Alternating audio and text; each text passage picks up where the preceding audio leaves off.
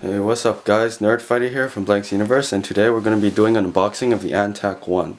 So in the front of the case, you just see the case, the name, as well as two USB 3 ports included with the case, so that'd probably be on the front panel. On this side, you see a picture of the case. On the back, you see an exploded diagram of the case. According to this picture, it comes with two fans. Here's a list of descriptions of the case in multiple languages. And on this case, you see some staples in the front of the case. Okay, so let's get this thing opened up. So once it's out of the box, you see it's protected by two hard foam pieces protecting the top and the bottom of the case. I would like to see softer foam on this.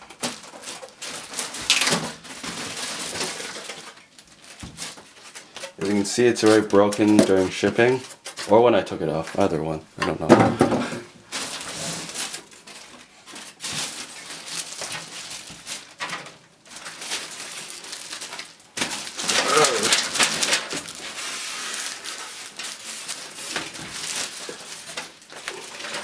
That probably would have been smarter.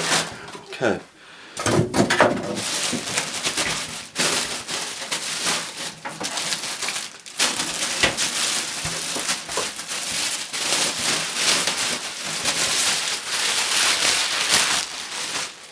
So on the front panel of the case, you see the reset button right here, the two front USB 3s, as well as the front panel audio, and a power button. Here are the 5.5-inch bays. You should be able to use the first three, and this is for the front 120mm fan.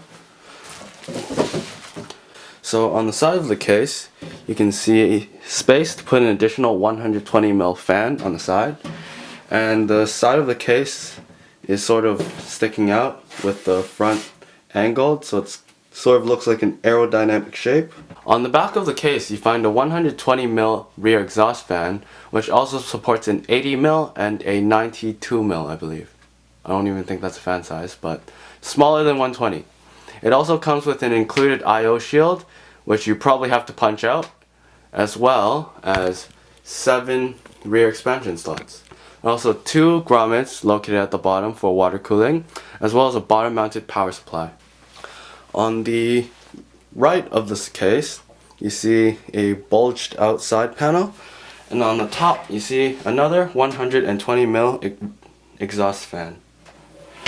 So once we remove the thumb screws holding in the side panel, we can take this off. We can take a look at the inside.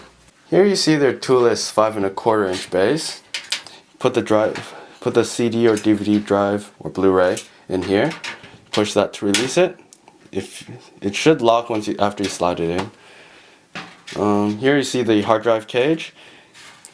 See a honeycomb mesh, which means you load the hard drives to the back.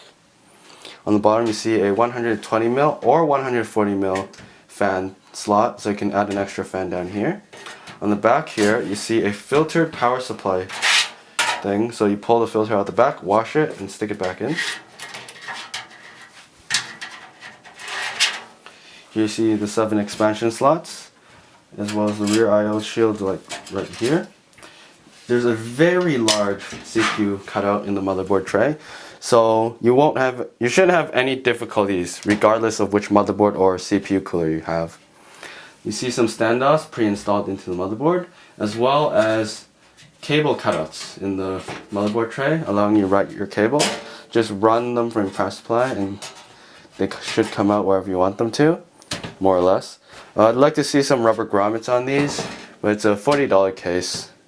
It would be nice to see, but it's more value oriented. There's also black cables on the fans, which is really nice to see. On this side of the case, there's the hard drive cage. You might be wondering how you mount the hard drive. Well, it comes with these accessories. Let's open this with a Ziploc bag.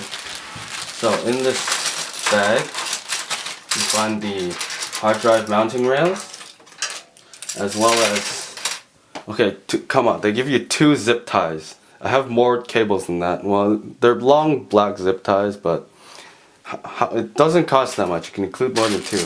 As well as mounting screws for fans, motherboard, some more standoffs, yeah, stuff like that. So, how do you mount a hard drive? Do I have one lying around? Okay, yeah, I do. So you take your hard drive, you put one, take one of these, put it on one side, take the other, put on the other side, and then just slide it into the hard drive cage carefully. And there, it's secure.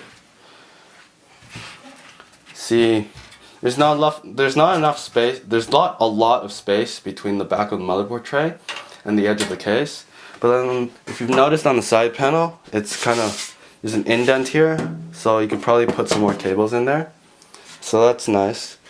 And then here you see a foam thing to prevent the side panel from flexing too much. Yeah. So I don't think, yeah, it doesn't allow you to add additional screws to secure your hard drive in, which would be nice if you plan to transport this case around or ship it to someone pre-built.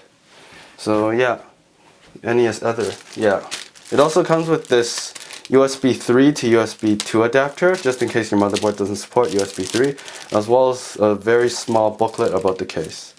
Yeah, thank you for checking out this unboxing of the Antec One case.